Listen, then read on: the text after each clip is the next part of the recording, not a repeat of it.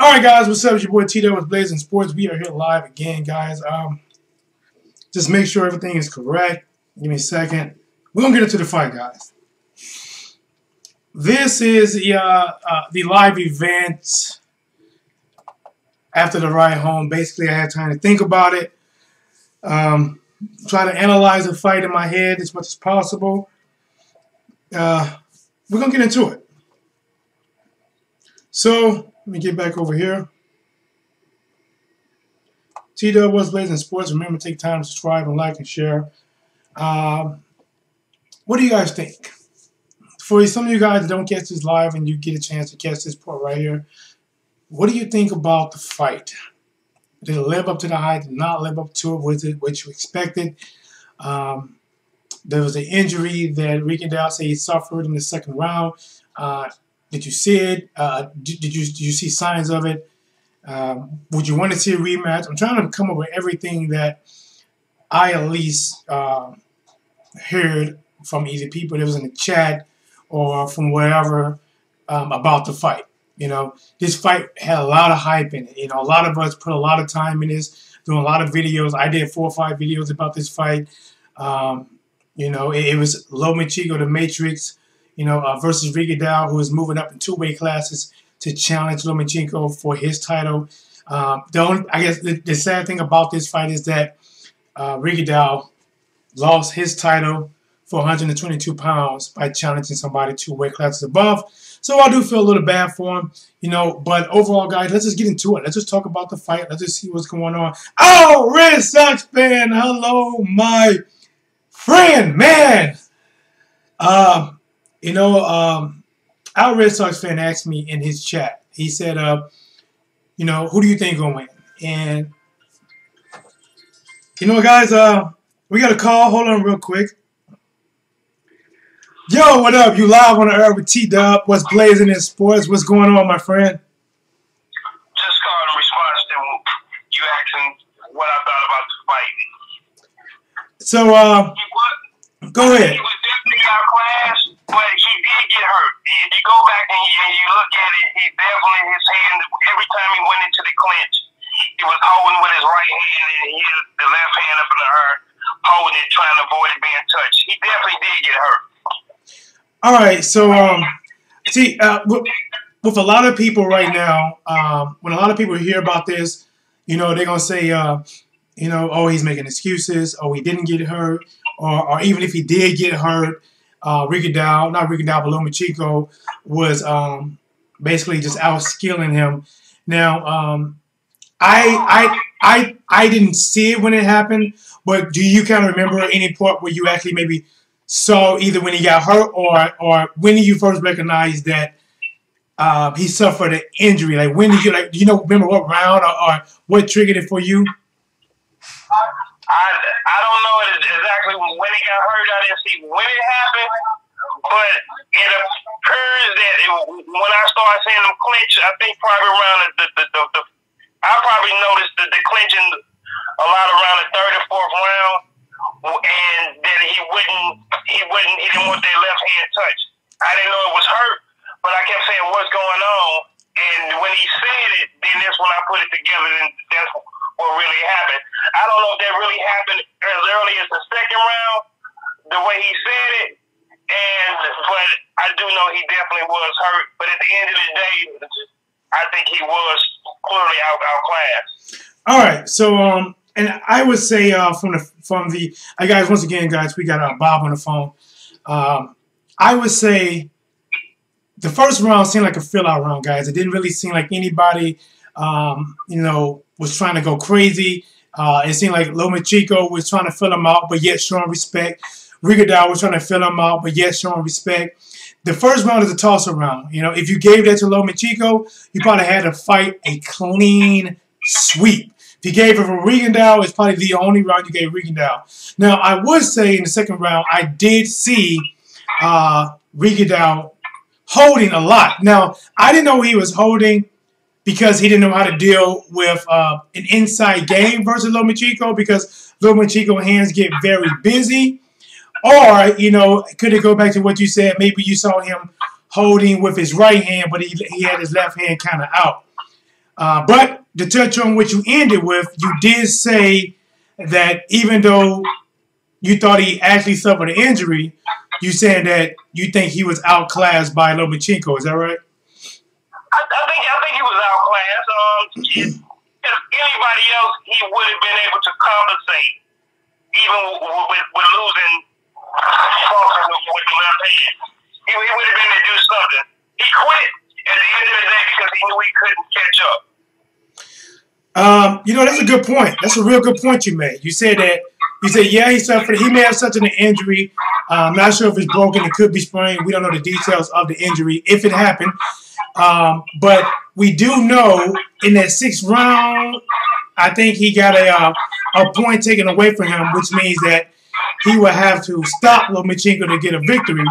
So I'm just trying to go on what you said. Maybe a combination with maybe having a sprained wrist and having a point taken away, that he knew that there was no way that he can probably land that lucky punch because he needed a knockout at that point. And you think he maybe used his wrist as a way to get out the fight? Or do you think it was serious enough that he had to call it quits after the 6th round? I just think that at the end of this, like I say, his wrist was definitely hurt. But I think with the combination of his wrist being hurt and Lomachenko clearly broke his spirit, that it was just too much. That he just realized that he couldn't deal with this guy with one hand. Anybody else, he would have dealt with him with one hand and been able to do his thing. But he couldn't deal with Lomachenko with one hand, and he probably couldn't have dealt with him if he had both of them. All right, so guys, this is the first time I had to call him and actually using the phone. He basically saying that with any other fighter, Rigondeaux probably could have still won with that one hand, but being up against a guy like Lomachenko where you need both hands, it would have been even tougher times, even with both hands to pull out. Well, all right, I'm going to let you go. I really appreciate the call, man. Hope the fans got something out of that. Thank you. I know I have as well. Hopefully continue watching. Hit the like and thumbs up. Thank you so much, my dude. Yes, sir. Now, I'm going to go to the comment section, guys, and I'll touch on this as well. We got our Red Sox fan, guys. If you want to hear, a lot of people were talking about the commentating. They said the commentating was just hearing wasn't as good and maybe one-sided. Check out my boy Al Red Sox fan. He's a really good guy. He calls a lot of good, all type of sporting events. Really, really good guy, talented. Check him out, guys. Al Red Sox fans. He's in the chat live. He says, was it the body shot under the elbow? Do you think that maybe hurt his arm? That could have happened. You don't know. And things does happen in boxing. You can tweak your little arm. I know how to tweak my wrist and sparring a lot of time. Things can happen. I hate to even look at it like that. To look at Rigondeaux, who obviously was respected by a lot of fighters, as somebody who just taken a cop out because he got hurt. But he could have been injured, could not, but definitely possibly lost every round. Hi, Bob on the phone. Thanks for report. That's our Red Sox fan giving Bob a shout out. Yeah, so that's Bob is basically, giving his touch on. Appreciate the call as well. And we can do a lot more calls, Like I said, if you want to go through like my Facebook and we can set up something there, we can do that as well. That'll work. What we got here? I am shocked he quit. Our Red Sox fan, I am shocked he quit, man. I didn't think he was going to quit. Because a lot of times, like we've seen it before where some of these fighters could be getting beat the first 6 rounds. And then out of nowhere, the back half is where they come on. The back half is where they figure things out. Are they doing well? So, Daddy. Hold on one second. Donna, you supposed to be in your room? What are you doing? No. Go to. Why? All right. All right, stay right here, okay? Don't. See, when I bargained. With a 4-year-old, I bargained. I gave him everything. I gave him candy, cake, in the game. It didn't work. 4-year-old wins again. All right, so I'm shocked he quit too, man. I was shocked when it happened. Honestly, I was expecting him to come out and keep fighting because if he hurt his wrist or didn't, I don't know. But from what I've seen, his timing was still off. He just could not get off a good shot, like every time he tried to get a good counter, he just couldn't get his timing. And what we've seen from a lot of people before this, what we came accustomed to seeing from Rigondeaux is precision punching, great timing, nice counter. But what else made this is different, guys, because a lot of times these fighters fight orthodox fighters, and they get so tuned in fighting these orthodox fighters. And then when you fight a southpaw fighter, remember I said this, guys, it's different because now you just can't touch, and shoot. You got to use that jab. That left hand doesn't line up. See, when you fight two southpaws, or not two southpaw, but orthodox and the southpaw, the jabs on the same side. And typically, if you're a southpaw, your left hand almost lines up with the guy's face if your foot's on the outside. Vice versa with an orthodox fighter, your right hand can line up with his face if you have your lead foot on the outside. And it's a totally different game. And it just did not seem like he get his timing down. He could not land anything clean. Lomachenko was the faster puncher if he got hurt or didn't get hurt. Red Sox said, I give Lomachenko every round before Rigo quit. And that's what really bad, man, to see him quit, because this is a guy that, I figured that Lomachenko was favored to win, that he probably pulled it off. But, like, when they asked me, who do you want to see? I wanted to see Rigo win. But who would I have to pick? I would have to pick Lomachenko because, a lot of things was kind of stacked in his favor. The reason I was going for Rigo, because a lot of things was going against him. They stripped him of his 122-pound title. He had to come on a two-way classic fighter. He didn't even get half the money. The commentator was going to be on his side. The crowd, every now and then you got some Rigo. He gave up a lot to lose his fight, and he might not even fight again, which is why, you kind of like the underdog. You want to see him pull it out. So to see him quit is just hurt, man. I don't hurt, but I feel bad for him because, you just didn't expect that. Like our Red Sox fan said, you just didn't expect that. And our Red Sox said, hello, little man, talking to Adonis who playing with his toys, maybe 4 foot away from me. All right, so what we got here? Yes, you did say that about the southpaw. Excellent point, T-Dub. Yes, I appreciate that, man, as well. I picked him with my heart. I wanted Rigo to win. And that's the thing about this. Like, if you pick with your heart, you pick Rigo because you wanted to win. And I wanted him to win. But if it come down to, man, just really picking based on what's out there, you had to go with low, man. Now, would I wanted to see Rigo win? Absolutely. Would I want to see Rigo to pull it off? Because it's like a male version of a Cinderella story. He's giving up everything to make this. This is probably his last shot, his last time having a belt. Because if 122 took it from him, he didn't have to. It wasn't even on the line. They're not going to give him a shot for it. He couldn't fight fights at 122 when he was with the champion. They're not going to give him a shot now. They're going to really probably make sure that they're going to limit to who he fights, and he probably slowly going to fade away. So, but now let's touch on Lomachenko. What do you think about his performance? How would you rate it? Would you give him a 10 out of 10? The guy was perfect. He was elite. Would you give him a 0 out of 10? He was 100% garbage? Or you say, what? He was cool. He was 5. Maybe thought he was better. Maybe thought he was 6, 7, 8. Whatever you think, you can always remember. You can comment below. Let me know. What do you think about Lomachenko performance? Do you think he had any trouble at all? And how do you think he dealt with it? I think he had a little hard time. Maybe his harder time was just dealing with Rigondeaux bending down when he was slipping shots. He had a little hard time to try to connect more, so you saw him trying to do a little hammer punches and sometimes holding and then spinning behind him. But Adonis, don't mess with that. Put that down. No, you gotta put that down. You're gonna cut my internet off. All right, 4-year-old is playing with my modem with the cord, and I'm hoping he doesn't disconnect in the middle of me doing this live stream. But it threw me off. Lomachenko has excellent. Hey, he's right. He said Lomo has excellent range generalship. This guy does. One of the reasons why Rigondeaux was not as successful with landing those counter punches and he couldn't get his timing because Lomachenko wasn't just there. He was changing angles. Even though Rigondeaux used to pivot and try to change angles a little bit, Rigondeaux didn't counter off the slip.